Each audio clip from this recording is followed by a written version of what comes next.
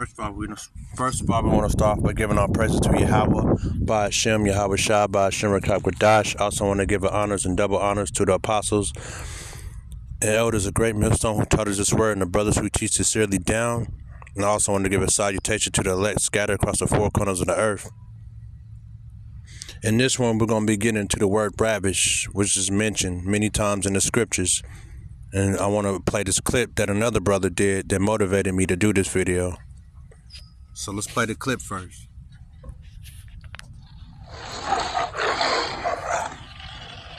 Exactly. It's like you guys say things, you think you're making a point, but you're not making the point that you think you're making. The Bible, all it talks about, especially in the Old Testament, because I know I haven't gotten to the New Testament yet, all it fucking talks about is submitting. It's fucking submitting to abuse and oppression.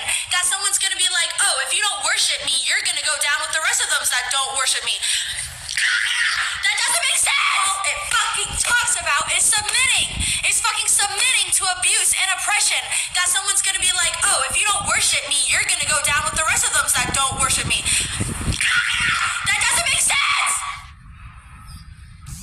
That doesn't make sense. I'm not one to oppose to a submitting to the universe and submitting to how things are supposed to happen and submitting to the fact that we're out of control of things.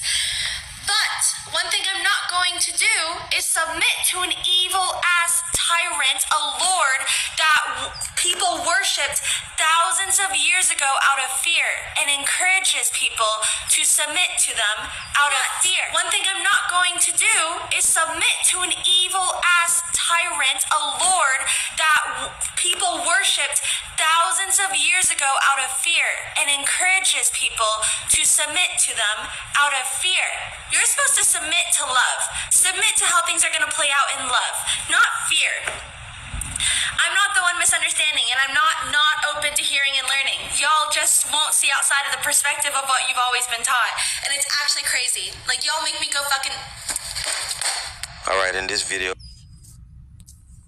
Alright, so as you heard, all of what she said, that she's not going to submit to an evil tyrant God, or whatever she said. And she said you're supposed to submit to love. And my thing is, who said that? Who said we're supposed to submit to love? You know? And my thing is, the whole point of this video is that you will submit. Or you're going to be destroyed. You're going to be killed. You know, you ain't got no choice. Like, how are you going to tell the creator who created everything on earth that you're not submitting, but he made you to do exactly what he told you to do?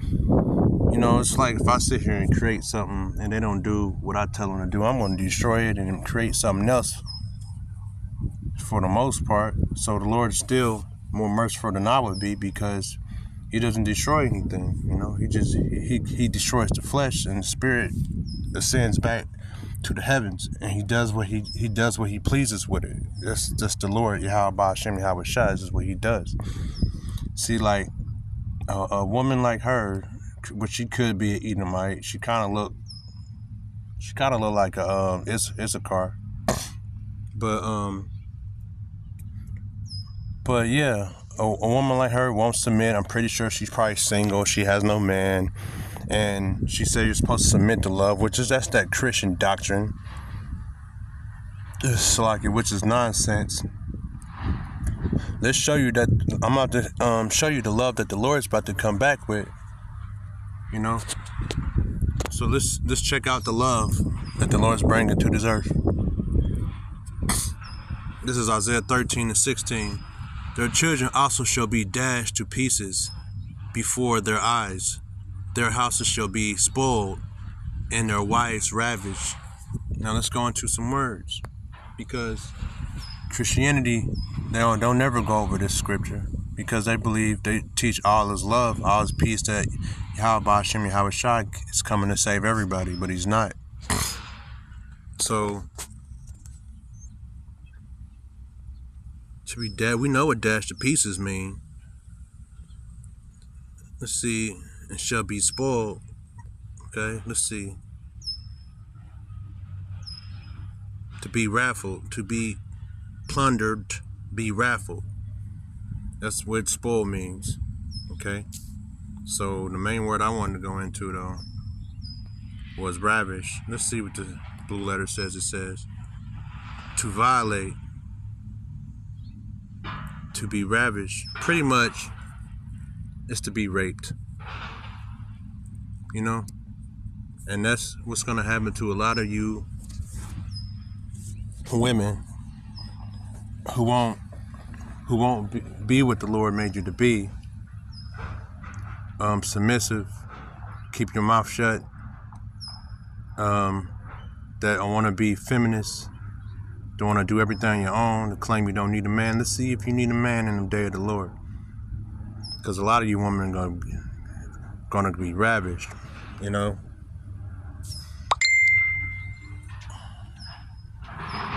Let me put this on.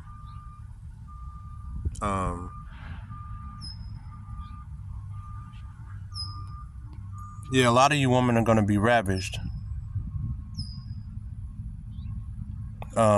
Pretty much. So I'll have this article pulled up.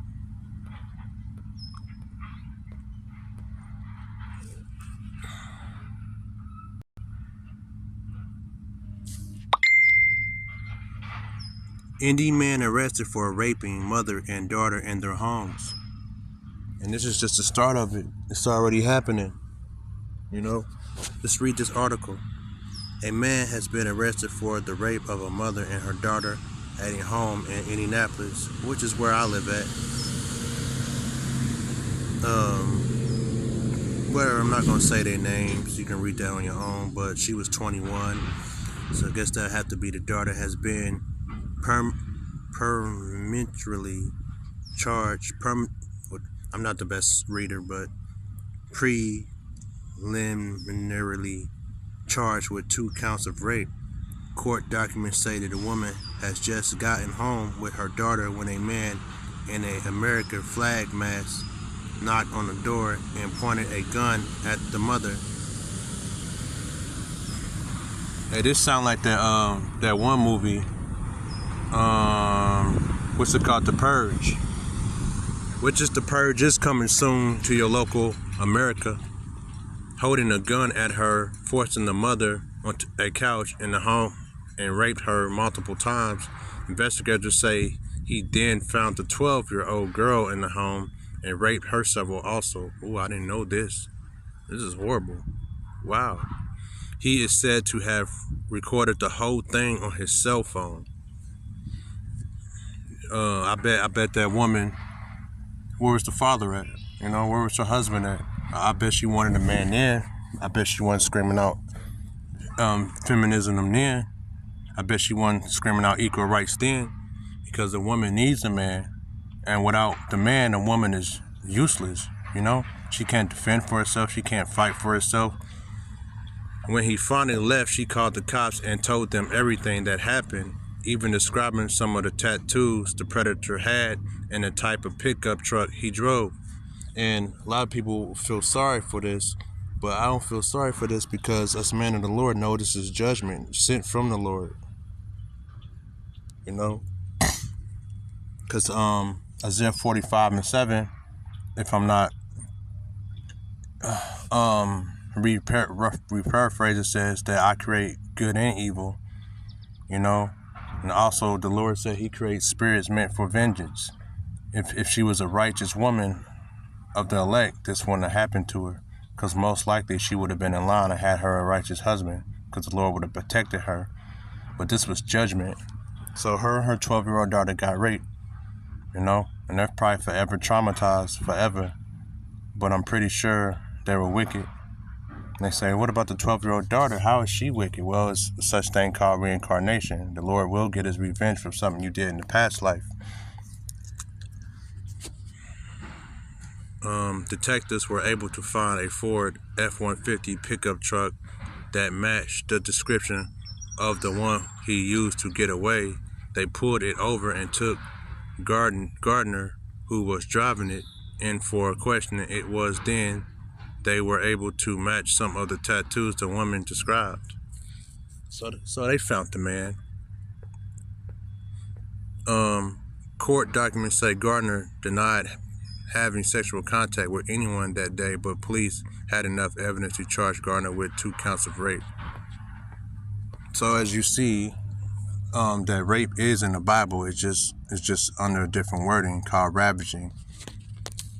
So let's go back to Isaiah. Okay, so we did get in the word ravish means to violate. So it says, their children shall be dashed to pieces, because people think the Lord's all good. And no, he said that children shall be dashed to pieces, you know, and their houses shall be spoiled, broken into, everything should be taken, and their wives ravished. Okay.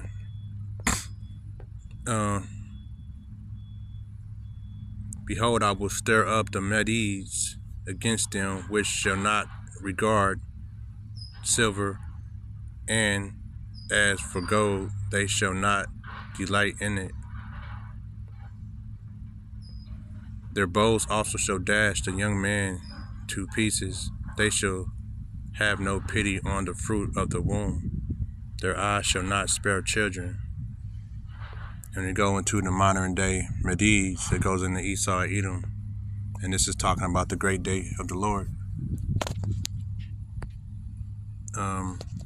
The great day of the Lord, I'm going to go into some more scriptures.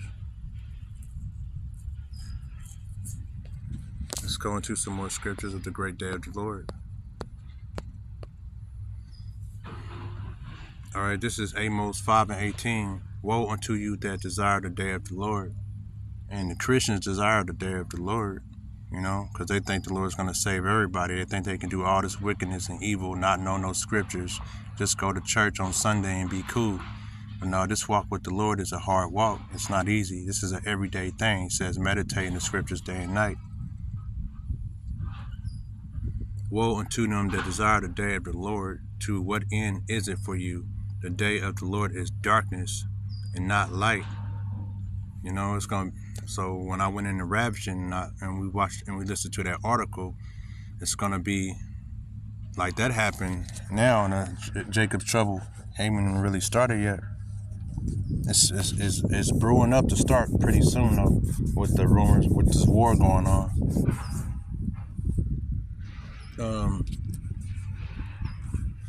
It say the day of the Lord should be darkness and not light, as if a man did flee from a lion, and a bear met him.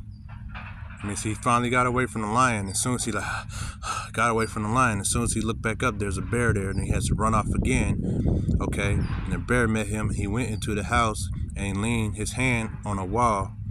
He's breathing on the wall. Like, I got away from the bear. I got away from the lion, and the serpent leaned his hand. Well, a serpent bit him, and the serpent bit him. You know, and serpents sometimes can be very poisonous.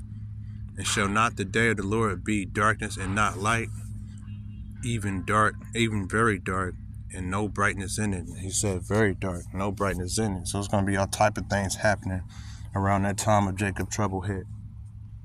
Things that we can't even imagine. And if you go on my page, I got videos of, they got zombie medicines, they're controlling people, they got all type of weapons, they got DARPA, all their weapons they're going to release on people, all these different variants they're going to release on people. You got Esau doing the Lord's bidding, because the Lord said, I create the wicked for the day of evil, roughly paraphrasing, which is the wicked been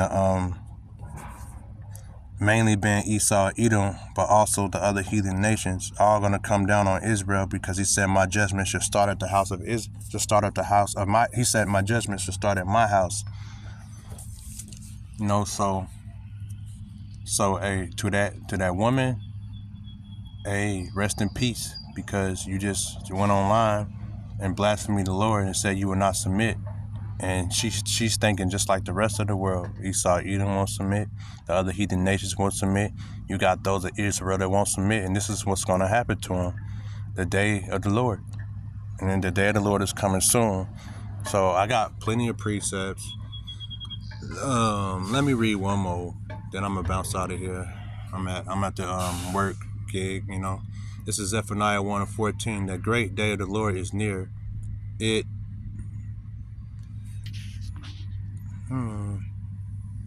I messed up a word. The great is near. Is near. Hold up. And hasteth greatly, even the voice of the day of the Lord. The mighty man shall cry there bitterly. And the mighty man been a strong man. Let's say a mighty man been like Mike Tyson, a warrior, soldiers. And it says like soldiers who train every day, fight on the field every day. Even it says they should cry bitterly. The day is a day of wrath, a day of trouble and discreet, a day of wasteness and desolation, a day of darkness and gloominess. And that gloominess, you know what gloominess is? That's the nuclear weapons. When the nuclear weapons start hitting America, this place is gonna be dark. It's gonna be gloomy, you know. A day of clouds and thick darkness. Them clouds and thick darkness come from when them nuclear weapons hit. It's gonna create them clouds that's gonna cover up the clouds full of smoke and darkness. So that's all I'm gonna get for now. So with that being said, I hope this was edifying. Shalom.